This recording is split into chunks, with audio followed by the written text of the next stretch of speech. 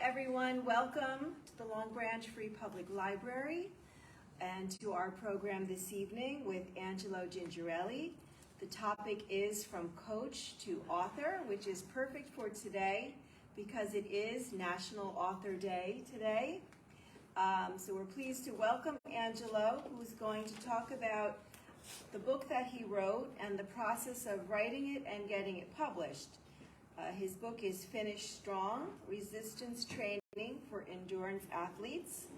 And he's going to talk us through his approach to the publishing industry and his writing and editing process. And although this book is written for fitness experts and trainers, the topic applies equally to any aspiring author out there who might want to get started with writing their own book. So Angelo will tell us a little bit more about himself, and we'll get started right away. So I'm turn it over to you, and Great. Welcome. Great, thank you so much. Before we start, thank everybody for coming out tonight, especially the Long Branch Public Library, and Lisa Kelly for setting this up. Been in the Long Branch for 10 years, had a great experience with the libraries, and I'm super excited to be here tonight. Everybody online, if you have questions, feel free to put them in the comments. I'll give you my contact info at the end. Everybody in the room, any questions you have, I'm going to move through this fairly quickly tonight. Normally I do this lecture at conferences, it takes about an hour. I'm trying to go about 40 minutes tonight. Anything you want to pause on, stay on a little longer, let me know. And if not, you have my contact info when we leave to follow up with. So just kind of piggyback what Lisa said a minute ago. I've been in Long Branch for 10 years. I've been a strength and conditioning coach at Seton Hall for close to 20 years. And this book came out at the very end of 2021. I published some smaller things before. This is my first book with a bigger international publisher, first book in Barnes & Noble, first book to be able to be an Amazon bestseller kind of thing. So it's kind of my first real kind of foray into the publishing industry. And it's just about a year old. I'll tell you, the first year has actually flown by. I'm kind of looking at this as my last kind of talk about this book, and I'll move on to the next one after we're done tonight. But it's been a really cool first year. I'm going to share with you my experiences of how I went from idea to actual book. You can go buy it at Barnes & Noble, and I hope you guys can follow that model and do the same. Again, like Lisa said, I'm coming at it from the perspective of somebody who's been a strength and conditioning coach for a long time. But if you've had a job for any length of time, you have any experience in anything, I think a lot of these principles will apply to you as far as turning those ideas and that knowledge that you've already amassed over a career into a book in a lot of different fields, not just health, fitness, sports, wellness, however you want to classify this. So first thing I think I want to address is, why do you want to write a book? It's hard, it's a grueling process, a million people want to do it, hardly anybody actually does. A couple reasons that I think are reasonable. Number one, income. Now, if you're learning about the publishing industry, there's not many people getting rich strictly off of books, right? That just doesn't kind of happen anymore. But it can produce some income. If you have a big enough hit, it can be residual income for the rest of your life and even to your kids' life if you really hit the lottery as far as a book that sells for years or even decades. It establishes credibility, right? So rightfully or wrongfully, if you can tell people you wrote a book on something, they tend to listen to you a little more clearly, a little more closely than you haven't written that book about it. It opens doors. I can tell you firsthand, in the last year, I've gotten emails back and calls back and been in meetings and asked to speak at events and in rooms I wouldn't be in if I didn't write this book about a year ago, just being totally honest with everybody. Professional development, the cliche is, if you want to learn something yourself, teach it to somebody else. That's absolutely true. If you want to master something yourself, write a book about it. I know more about this topic right now than I ever did in my life, and I've been in this profession for close to 20 years. Professional connections. Again, I've leveraged this book into speaking at bigger conferences, connecting with coaches and professional teams, and kind of leveling up my career in general, and people that might not return that call or return that email if you don't have that kind of book credibility attached to it. Speaking engagements like the one tonight, I've spoken all over the East Coast since this book has come out, and I'm just being totally honest, I had a decent resume before the book. The book has opened some doors for me that wouldn't have been opened otherwise. It furthers the profession. In my opinion is, I've been lucky enough to make a living and feed my family through athletics for my entire professional life. If I can give back to that profession and build that knowledge base and help young coaches get better when they start in the profession, I think that's something you should do. And if you love your profession and love helping young people, a book's a great way to do it. And then again, it allows you to reach a larger population. We have 250 student athletes at Seton Hall. I feel like I do a great job with them and I impact their lives. But one of the easiest ways to get out of your immediate sphere of influence and impact people's lives is write a book that they can read. In the world we live in today, they can contact your social media, they can email you questions. You really go from people as readers to fans and people you can really impact larger through that book being your introduction to them. Okay, there's a pretty cool, I'll put a bunch of these slides that are kind of references I've used in the last couple of years. The Self-Publishing School podcast, I think it's super valuable. I didn't self-publish this book, but if you do, one thing Chandler Bolts does in the show is 80% of people think they can write a book, 1% actually do. I have no idea if that stat's true or not, but from talking to people and it's kind of anecdotal evidence, that seems pretty close to right? How many people say I should write a book? How many people actually write books? It's relatively small. So hopefully we talk about today, get you in that 1% of people that actually put a book out and have it read by other people. Some of the first steps. So we'll talk about going from idea to outline, a query letter, writing that form proposal, contacting publishers, negotiations, and kind of all the groundwork you have to lay before you sit down at your computer, open up a Word file, and get that first draft out. So the one thing I like to say, I say this to young coaches all the time, every kid that interns with me, I tell them this, I think it applies to any job. I call it the 1 hour rule. For 1 hour every day, do something to generate income other than your quote-unquote real job, right? Whether in my case, it might be personally training people, it might be working on this book, it might be doing public speaking engagements. But my thing, we all kind of learned in COVID, almost any job is somewhat disposable, right? And my attitude is, if my boss doesn't want me to work for him anymore on Monday, my family's still got to eat on Tuesday. Let's figure that out right away and make things happen for ourselves and not be totally dependent on someone else to feed us and our families. Okay? This I think is an important slide right here. Your first book is a project. It is not your life's work, right? I think too many people I deal with, and myself included for a long time, were super hamstrung on 1 million people are going to read this book. If it's not right, if it becomes outdated, if it's proven wrong, I'm going to be judged the rest of my life on this one book, right? I changed my thinking and thought, this is my first project, right? I'm going to have other projects. The nature of strength and conditioning and fitness is our ideas change. Research gets better. We learn new things. I wrote the best book I possibly could in 2021. In 2028, if I'm still thinking the same ideas are all totally valid and I haven't gotten better and learned new things, I'm failing in my profession, right? So I wrote the best book I could in 2021. Hopefully my next book in 2023 or 2024 is better, and I'm kind of judged project to project, not on this one book I put out when I was relatively young in the publishing process. One thing to get your foot in the door in the publishing industry. If you get a PhD, people open your emails, read your proposals, they'll respond quicker, okay? So I say there's 2 ways to do that. Option 1, go to school for years. Go in a day. Loss of income while attaining that degree because you're not doing other things. Do your research, go through the publication process. You lose practical time in your field, and you have a lack of personal, family, and social time. The other option, which I did, which is better, ask a person with a PhD to write a book with you. You can fast forward through all of this, right? And as a team, myself on the practical side and Dr. R.J. Borges on the clinical lab side, we got our proposal opened by a lot of, I'm going to go big time publishers, agents, stuff like that, that if he wasn't on the team, I promise wouldn't be responding to what I did by myself. So I found a much more efficient way to get a PhD. Okay? Proposing a book as an unknown author, and just a little personal anecdote here. In 2018, it would be early 2018, I had an idea for a children's fitness book, right? My daughter was young, she liked working out with me. I thought it'd be a good thing to get families more active, right? For every week from January 1st to December 31st of 2018, I proposed that book to 5 publishers. For 50 weeks, that's 250 total queries sent. I had about 10 interviews, emails, follow-ups of any kind. 240 people showed no interest whatsoever, okay? And there was obviously no book deal at the end of that exercise in futility. But what I did is, every time I queried a publisher, every time I wrote a letter to an agent, I built my publisher database. I'm going to show you a slide from that next on why that's valuable to anybody trying to write a book.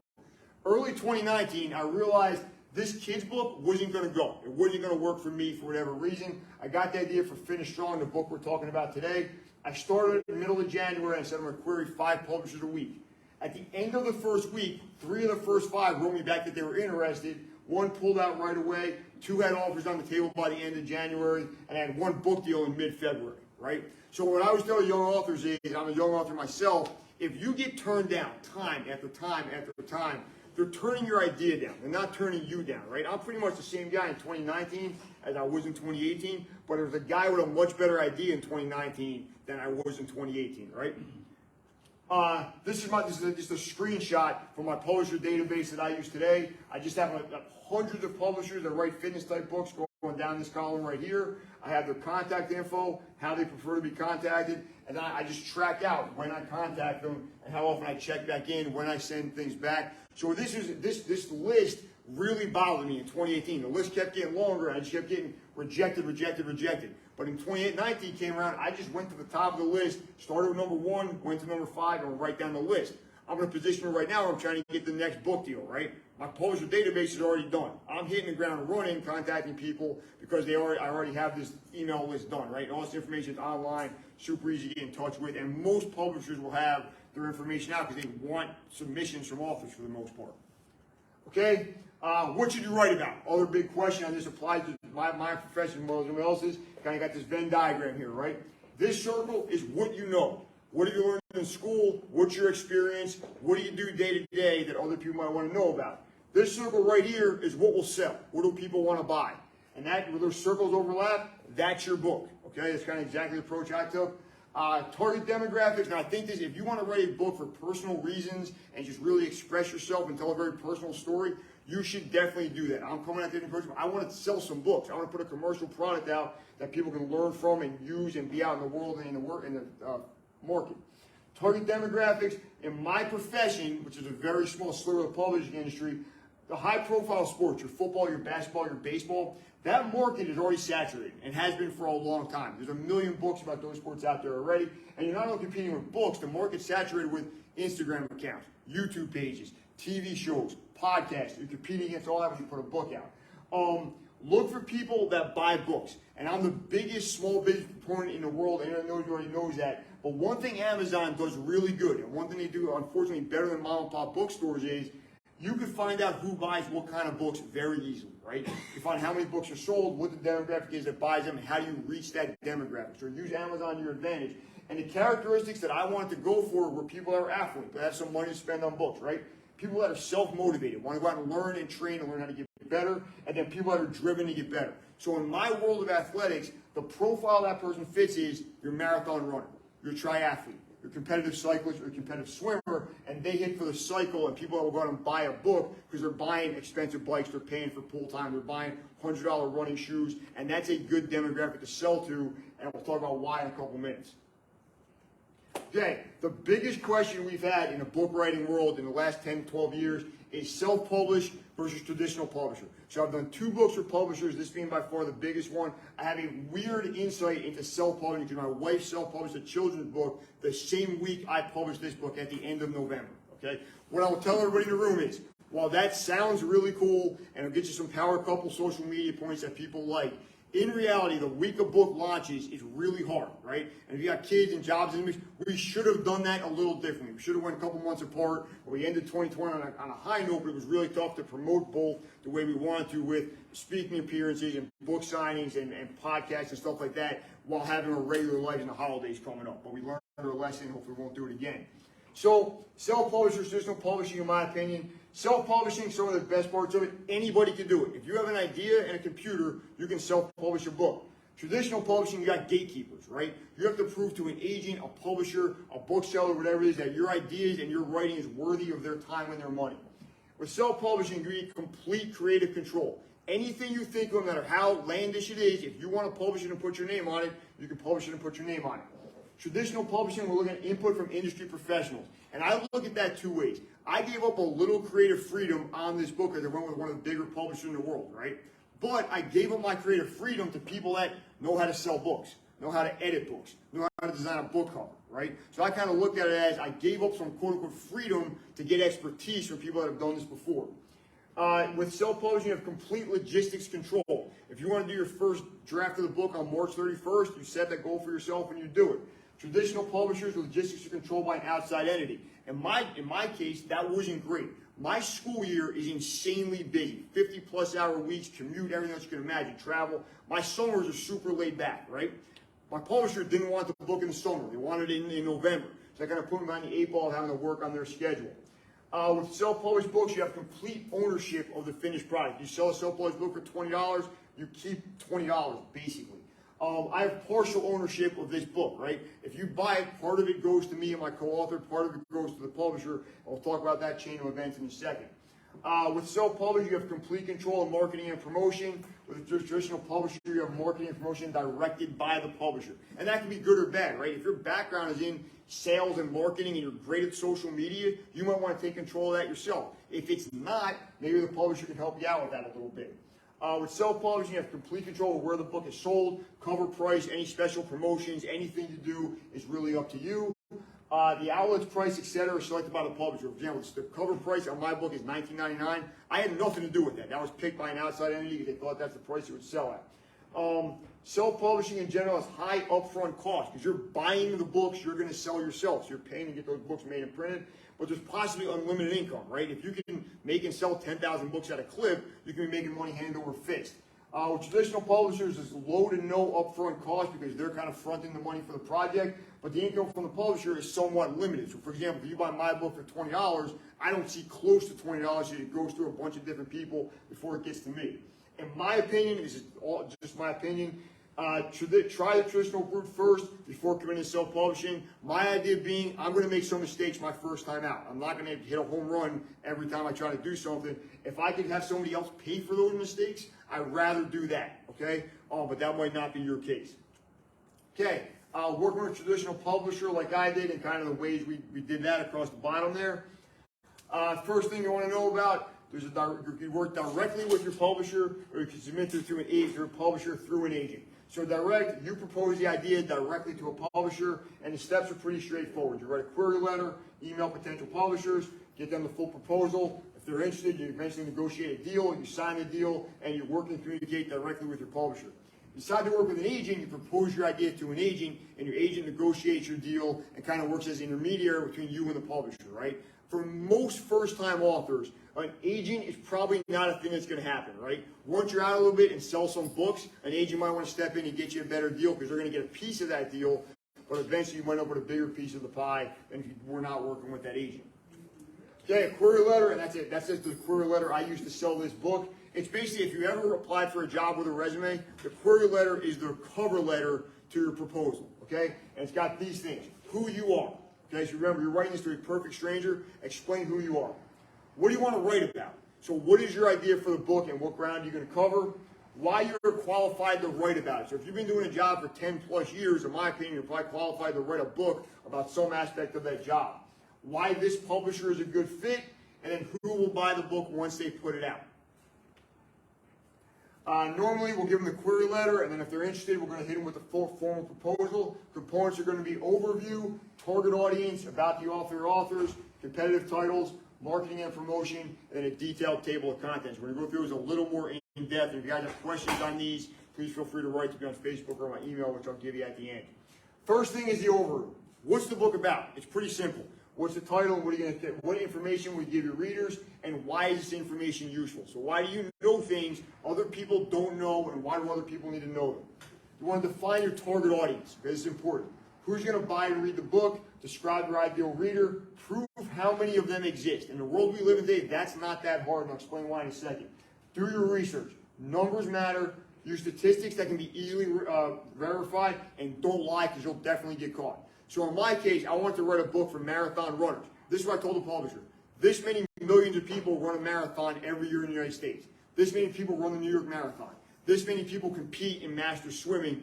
And I kind of just took that down, all the sports I covered in the book, the endurance sports. It's millions and millions of people in that case, right? So publishers with dollar signs in their eyes see if there's millions and millions of people that are interested in this vague idea and just 1 or 2% of them buy the book, we can profit by selling that book to these people, right? If you're interested in something super niche, it's going to be a little bit harder. I think broader is probably a little bit better at this phase. Okay, next one, about the author. Who are you? Just basically introduce yourself. Why are you qualified to write your book? Okay, so what have you done? What have you researched? What accolades do you have that make you the person to write this book?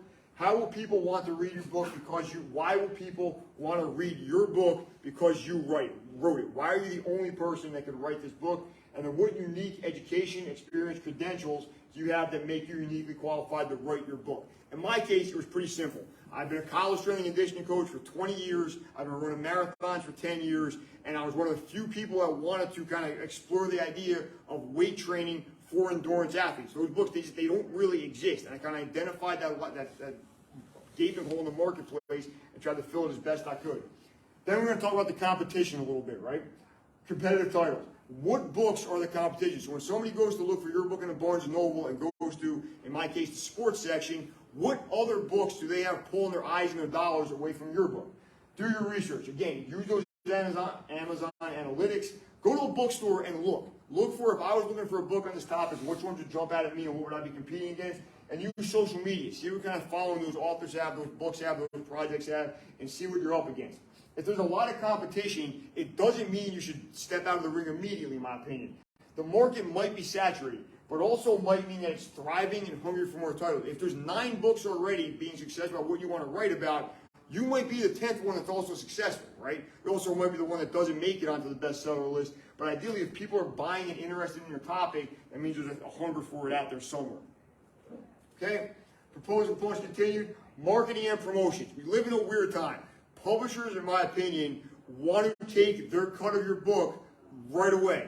They're not super interested in helping you sell it. So part of what you want to do, in my opinion, is tell them how you're going to sell the book, right? So blurbs. Who can you get to say nice things about you? It's what the kids call clout chasing online. In my opinion, with 20 years at Seton Hall, I've been lucky enough to work around a lot of coaches with decent social media presence, a lot of athletes I've gone to play professionally, and a lot of people kind of ready to help me out with that right away. But think about everybody you come in contact with and who you know that you can get their blurb on the back of the book, inside the book jacket, and kind of help you promote the book. Media and speaking appearances, so outline your media connections, conferences, social media, people you know at bookstores, specialty stores, etc. But have them with the idea that if they make this book, I have these 25 people on deck that I could call and will let me speak at their event, go to the bookstore and do a book signing, and I'm ready with this marketing plan before the ink is even dry in the contract. And then outline your serialization.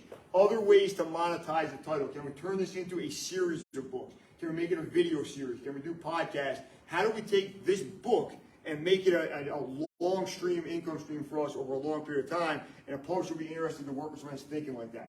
And the last thing you want to include is a detailed table of contents, explaining to the publisher exactly what will be in the book and how it will be organized. This has a huge bonus effect that I learned later on once I got the first deal. Establishing a table of contents early sets the course of the entire writing and editing process, right? So for example, you're going to get to sell the book, but that really becomes your kind of syllabus for the next year of your life writing this book. Okay, just a couple quick notes on self-publishing, and then we'll keep it moving. Keys to what I've seen from my wife's self-publishing journey and other people I know, some of the keys to success, it's got to be high quality, right? People don't want to pay full price for almost like a PDF you printed at your house. So try to make it look at the other books in Barnes & Noble or on Amazon. Establish a budget early, number one, in creating the book, and number two, in inventory control. So for example, buying 50,000 copies of your first book is a huge mistake. You're going to sit in your garage. Nobody sells 50,000 books their first time out, right? Is 5,000 a good number? Maybe. You got to do your research and control that inventory. Stick to a writing editing schedule. Again, with a publisher like mine, it was simple. On this date, they needed X. On this date, they needed Y. If you're doing it yourself, you're on your own schedule or anything, try to stick to it as best you can. Work with professionals. I think this is super important. Have a professional illustrator, photographer, layout, cover design, etc. to make the book look like it belongs with quote-unquote big-time published books. And just remember, you pay for these services in both models. So whether you pay out of your pocket to self-publish a book or your publisher takes their cut out of your cover price to pay these professionals later on, nobody's getting illustrations for free. Nobody's getting photography for free. You're paying for it one or the other. I think you got to have a marketing plan way before the book comes out. How are you going to sell a self-published book to people? I think the new thing now, the print-on-demand companies that are out there online, I think they have some positives to them. The one limitation is if the book doesn't exist until somebody orders it, and you go to an event, you get to speak at the library like I am today. If you want to buy them, they can't buy them. You got to kind of trust them to go online and find it later, which might not happen. I think it's got to be a series of relentless self-promotion, right? You got to really take, I'm not saying your dignity, but kind of take your idea of I don't want to sell things myself and push that to the side and let everybody you know and people you don't know yet know you have a book out. And then I think in the traditional publishing world, there's a little bit too big of a focus on the launch week. I think it's got to become a launch year, and how do we sell this book over 10, 12 months over time? Yet my opinion is I put a year into writing this. I got to be selling it for at least a year to try to get that year of my life back that I spent writing it. Okay, The hybrid models that are popular now, kind of like published that are in the middle, just some quick notes on those. Some of the positive of these, there's less risk, right? You're not buying all these books yourself that you're hopefully be able to sell. There's a lower investment most of the time, and these companies do provide professional services as far as cover design, layout, photograph, stuff like that. Some of the negatives, I talked about the print-on-demand limitations. The books don't exist until somebody buys them. What I would say is this: be wary now of self-publishing companies posing as traditional publishers, right? So they're super popular on social media. They want to publish your book before meeting you, and then you find out you got to give them $3,000 just to have a conversation with them. I would steer clear of that about 99% of the time. Read the fine print. Know what you're getting into before you sign a contract with these hybrid model places. And then the biggest thing I think is you got to make sure you own your content. Because if you have a hit on one of these hybrid companies and you potentially make that a series of books or a YouTube series or a podcast, whatever it might be, and they own the content, all of that money is going back to them. So I think if you do this the right way and navigate it the right way, where you keep control of your intellectual property, I think it's a good thing. But I think if you don't read that fine print, you get caught up in a way you're going to be paying this company for the rest of your life if you do things incorrectly. Okay, the writing process, I kind of consider the fun part for the last couple of years of my life, and I like writing. I did a smaller project about the Jersey Shore stand-up comedy scene in 2021 with this small publisher out in Seattle, and he said something I think is really good. You want simple sentences that advance your narrative and its point. Anything else runs the risk of alienating your reader. Especially in the fitness industry, I think, and sometimes myself included, but not to the level my colleagues do, we have an inferiority complex that people think because we're dumb jocks that we're stupid. So then we write and speak in a way to impress people how smart we are, and with no kind of eye towards, are we helping people? Are we explaining in a way they actually understand? That's more important than trying to prove you know things as opposed to trying to actually help people where they are.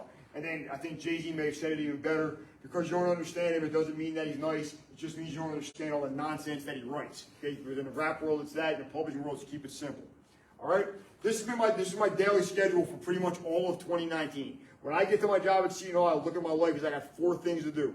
I got to train our teams and our athletes. That's number 1. I got to teach classes. I got to work out myself, and I got to write or work on my own projects. Right? So some days the first team comes in the weight room at 6 a.m. Those Tuesdays and Thursdays you can see. I go to the office every day at 6. If somebody's in there, I got to work with them, awesome. If not, I got the door locked and I'm writing for the first hour or two until that first group comes in and I got to start my real work day, right? I have a family that I love. I have a daughter that's awesome. If I'm home, it's hard to work on a book. It's just hard. Things happen. The TV's calling my name. My phone's ringing. My daughter needs breakfast, whatever it is. If I'm in my office and the door's locked, nobody's coming in here. I get 2-3 good hours every day on that. And then on Fridays, I kind of don't have classes, so I kind of go in my classroom and write during that time. But I think if you stick to a schedule like this and make it part of your life the way dinner is, the way your job is, the way working out is, I think kind of stick to that schedule a little bit better.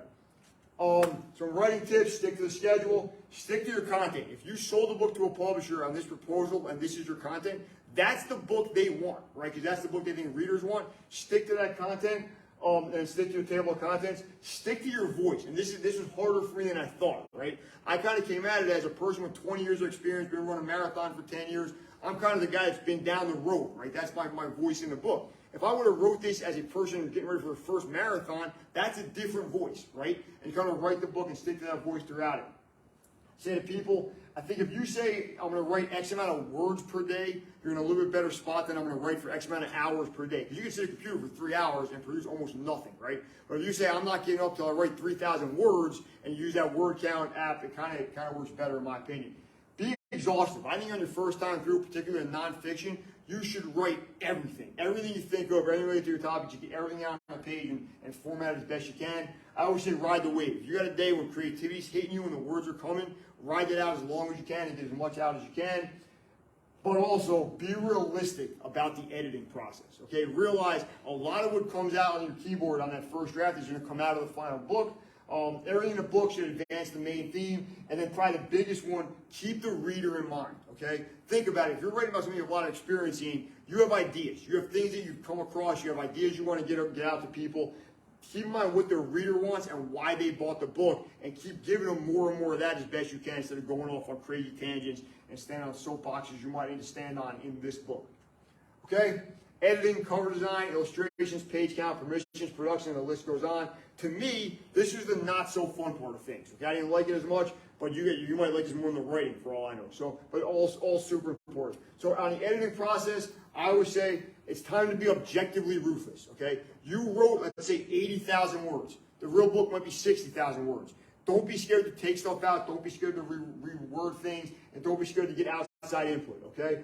Biggest thing, hard for first-time authors, I find, accept constructive criticism. If your husband, your wife, one of your kids, whatever, one of your colleagues reads the book and says, this didn't make any sense to me, realize that might not have made sense to anybody that read it. It's time to take a step back and reword things and make it work a little bit differently. This is important in certain jobs. Remember that most readers will not have your background and experiences, right? If you've been doing a job for 20 years, you have a whole different set of ideas, set of vocabulary, terminology that outsiders don't know, so please keep that in mind. Anything that doesn't educate the reader about what the book is supposed to cover should be cut. Grammar, spelling, punctuation, sequencing, and clarity should be close to perfect at this phase, in my opinion. And then in my jobs, super hard because you use such a specific vocabulary, plural versus singular. So for example, I can do a set of squats or I can squat, and you want to keep that consistent throughout the book. And then I take certain things, I just took things for granted. That everybody knew what certain things were, what certain words meant. And in reality, they just don't. You get it over career experience, not just in a couple days. Angelo, can I ask you real quick? When you worked with the publishing company, did they provide an editor for you? Yes, 100% yes. So I gave them the rough draft, and they kind of went through it line by line. It's a long process. So I gave them about an 80,000 word manuscript to start, right? Then they went through that, and then we went back and forth a bunch of times over the course of probably 3 or 4 months. And then the last thing we did, the last version of line edit was actually line by line and kind of going through punctuation and capitalization and stuff like that. I will say, if you look at it as a 2-year process, it's going to be 1 year of writing, 1 year of editing. And I guess that kind of more based on the publisher's schedule and yours. But to me, the writing part was actually really fun. The editing part gets incredibly tedious. And you kind of get ready for that because you wrote it once and now you've gone over it another 3 or 4 times, and it's a lot of seeing the same material over and over again. Illustrations and photographs, be as clear and concise as possible. Control costs while maintaining quality. With the world that we live in now, with great cameras being fairly affordable, not that hard. Be careful, it's important, of logos, brand names, people in shots, or other things that might make a photo unusable. You don't want to think you have all your photographs and illustrations done and get to the last page and you can't get something clear because it's got an Under Armour logo or a Nike swoosh or something like that in it. Text and pictures should work together seamlessly, so again, it should all fit together the way the book is laid out. And then I always say, if you can, work with professionals, work with photographers, illustrators that have done this before and can kind of get your idea across to the public a little better than you can by yourself. Cover design, in general, it's got to be eye-catching. It should be subject appropriate instead of all the proper information, mainly the title, your name as the author, co-author's names, and the publisher. And beyond that, it should be kind of anything that will stick out and kind of get people to pull it off a shelf or at least stop scrolling through Amazon when they get to it. All right, so you get the book done. You have it. You get the first hard copy. You kind of see it. It's obviously a great occasion in your life, especially on your first one. What's next? I think a lot of authors kind of get hamstrung on this. So my ideas are this. Have a plan. I had a plan way before the book came out, what I wanted to do. And in my opinion, you got stuff that falls under the author's wheelhouse and the publisher. As the author, you should have, it's just a fact of life in 2022. Your personal social media and the book's social media should be up and running way before the book comes out. Okay, you sort of manage some followers, tagging people, stuff like that. We'll talk about in a second. Speaking engagements. I was pretty lucky. I was speaking pretty regularly in my profession before the book came out. I just kind of used the book to kind of springboard that and some more engagements.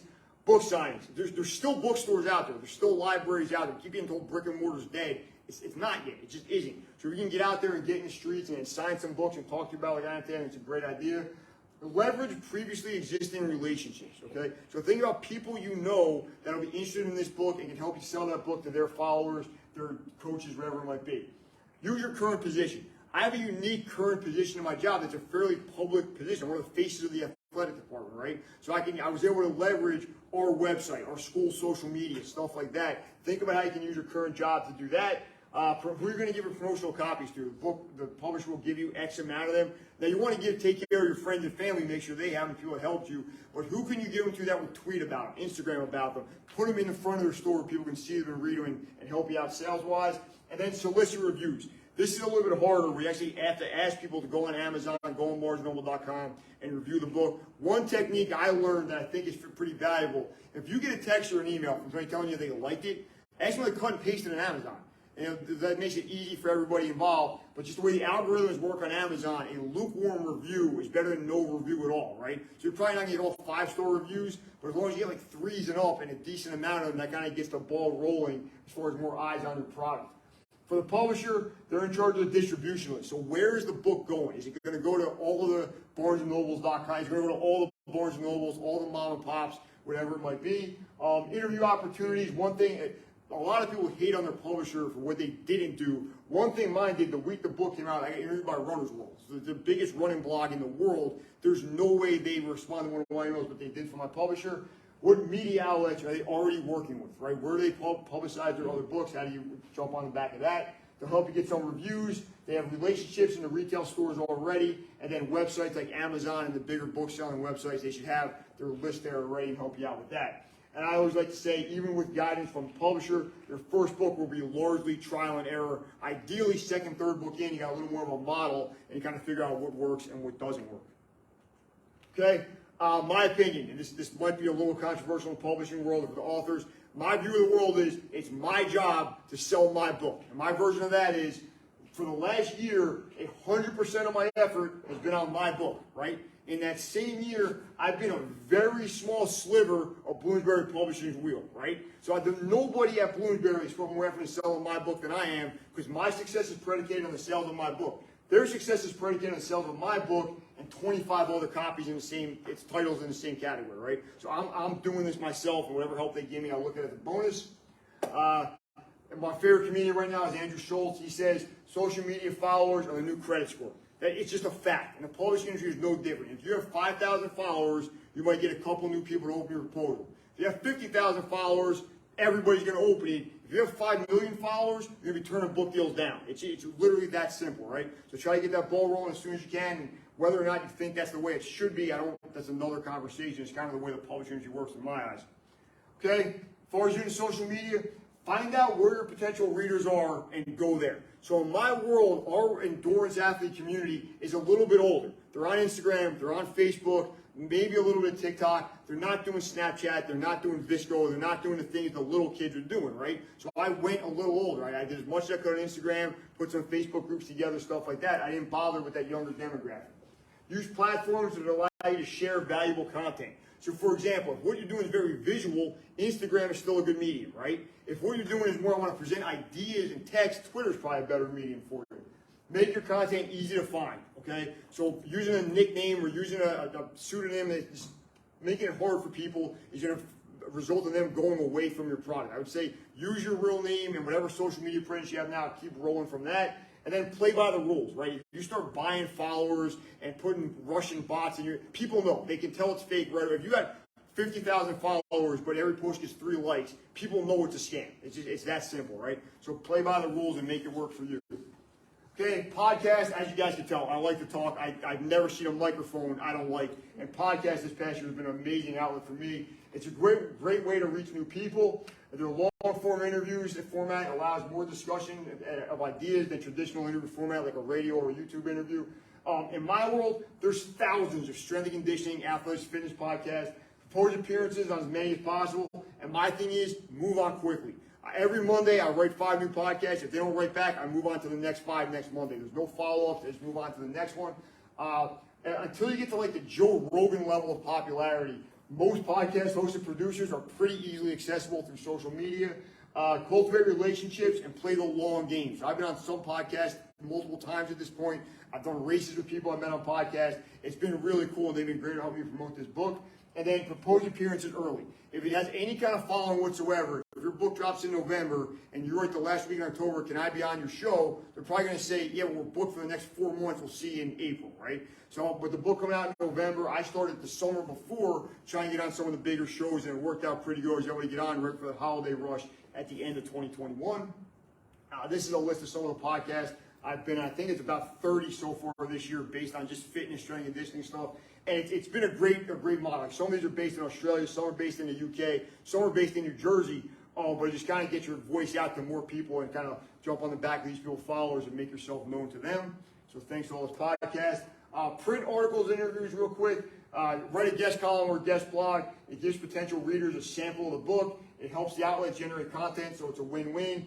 It introduces you to new readers or followers. It raises the overall awareness of the book. And what I would say is this, I'm not a big turn-down opportunities guy, but if you're asked to write something for a blog or a website that gets very little traffic, that can be a pretty big waste of your time, right? But if it's got some followers and gets people reading all the time, it can be a great use of your time. Interviews, don't turn anything down. I'll say almost anything. If it's way off topic to the book or something you really don't agree with, you probably shouldn't do that interview. But if you're going to relate it content-wise at all to what you're doing, I think you should probably say yes and do it.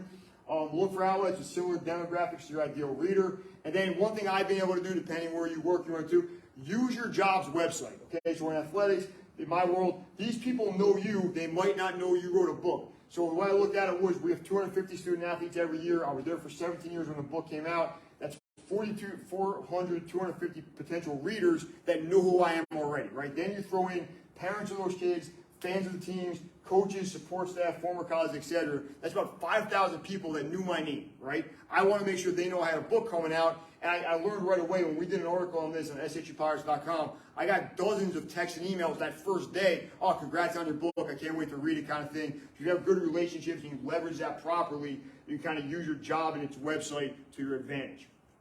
Okay, last thing we got, next steps. Once you got the book out, in my case, a year, what I think we should be doing.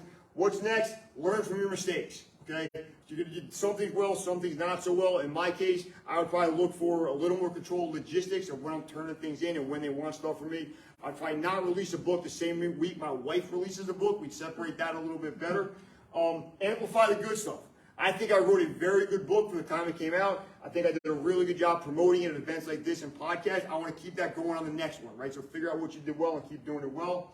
Define your audience. I did a pretty good job of figuring out who's buying this book. I think for me personally, I'm going to try to pivot to kind of a different demographic next time. But if you keep defining that audience and giving them what they want, you can be a successful author forever.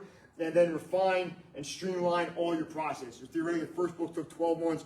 Maybe you knock the next round 11, one for that in 10, and eventually you crank out a book a year at a pretty good clip kind of thing. And then eventually, hopefully, we had a good experience and we're writing the next one. And that's kind of the way we're going to roll into year number 2, 3, 4, etc. as an author. That's my contact information is down there for you guys. That's what the book looks like. And then anything you guys need on Facebook, at Instagram, we are finish_strong_book. And I'll be happy to answer anything you guys have either in the room or on Facebook or at any point in the future.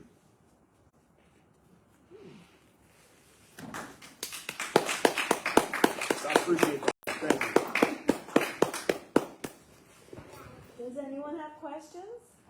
Yeah, I have a question. When, I missed the beginning part, when you talked about reaching out to the query letter and contact Yes. and everything like that, is there an industry standard for, like, it should be like an elevator pitch, like 2 lines, you do a paragraph? Good. How did you gauge to do that? Okay, cool. So what I kind of found out was the query letter is basically the cover letter on a resume, right? But instead of you applying for a job, you're applying to have your book published. So what I kind of look at is a cover letter or resume should be 1 page, have your contact information up top, ideally a person's name that you're trying to reach, right? And then a quick picture of this is who I am, this is my idea for a book, and this is why I'm the person to write a book, and you're the person to publish the book. And if you knock out a couple paragraphs and keep it in 1 page, I think that's a good place to be, right? I always look at it as if I was getting this letter, how much time would I spend reading it, right? Probably not an elevator pitch, not more than a minute. And the other thing is I think it's got to be written well too, because you're proposing you write a book. If that letter is not close to perfect, I would think most editors and most publishers and most agents are going on to the next one very quickly. So I would say get some other eyes on that and proofread it as best you can. It sounds like you spend a lot of time researching, finding the publishers, seeing what kind of books they publish so that you know they're interested in a sports and fitness book. I mean, that's very time consuming, I would imagine. Yeah. To build that database. It was. It definitely was, right? But I kind of look at it like this. There's 2 ways. It's going to take a long time no matter what, right? So I could have spent my time on the preparation phase of finding who to contact, or spent that time just contacting every publisher in the world that has no interest in this, which would have been wasted time anyway.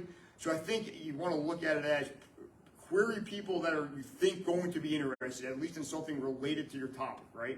And then keep that information for as long as you can. So in my case, the first thing I pitched to everybody, nobody was interested in, but I hit that same publisher list the next year, and a lot of people were interested in. So I think that I look at it as the first year of that research was really a lot of time and effort to put that list together, right? The second year was much easier because the list was already made, the contact information was there, and I was able to streamline that process much easier. And then I'm always adding to that list too, right? If I'm in a bookstore and I see a book I've never seen before, I'll take my phone out, take a picture of that, that title page, that publisher, and go look them up when I get home. Because my attitude is I had a really good relationship with Bloomberg. I think we did a good job together, but there might be a better company for the next book. They might not want to write my next book. I want to have that list as long and as in-depth as I can. Do you think you might go back and try to promote that children's fitness book now that you've got something under your belt? I'm going to be honest. In an ideal world, yes, but what I learned doing that, the children's fitness book was based on a commercial fitness product that's available, right? And one of the publishers that got back to me said was, you're an unknown author. We're not going to buy the rights to write about that program for somebody we don't know can sell books yet. So I think if I could write that, I think I would. But I think I'm not well known enough to get a publisher to buy the rights to write about that specific product. You know what I mean? Yeah. But I didn't know that going into it. Now it makes perfect sense, right? But 3 years ago, I just didn't know that yet. But now I kind of know you're kind of better off not doing that. You know what I mean? Do you have any questions? Not at the moment. Can we get a copy of The book? Yeah. Absolutely. Well, not just the book, but the presentation. Sure. If you I'll give you my email. I'll give you my card before you leave. That's my email. I'll send you the slides tomorrow. Also, it will be on our YouTube channel, Okay. so you can watch the recording again if you'd like. I have one more question. Sure. How did you use the Amazon Analytics? Is Okay. that something you had to pay for, or is that available to everybody? A lot of it's available to everybody, right? There's some stuff that you can't get unless you're a publisher and author. But I would start with looking at books that you think are similar to what you want to write, and start looking at how many they've sold, where they are on the bestseller list, whether or not there's a market for that at all, right? That's where you can kind of start, and then you can kind of see what demographic buys that book. Then you can pretty easily with Google figure out where they advertise that, where those authors are speaking, where those authors are from, what they did to sell X amount of books, and you kind of put it together that way. That's kind of what I did. And again, this is a very small sliver of the publishing world, but I think it kind of works across the board to see, look at who's successful, find out how they got successful, and then copy that as best you can. Just tweak it to fit your world and your model and who you are at the time. It is very research intensive, though, it sounds like. Yeah, I think I attack this a little differently. I wanted to write a book, but I also wanted to write a fairly successful book, right? So I kind of looked at it as a year for research, a year for writing, and a year for editing, right? And that's kind of what it came out to be. And also, full disclosure, my whole situation from signing a deal with a publisher to book in my hand took 3 years, but COVID took a year out of that.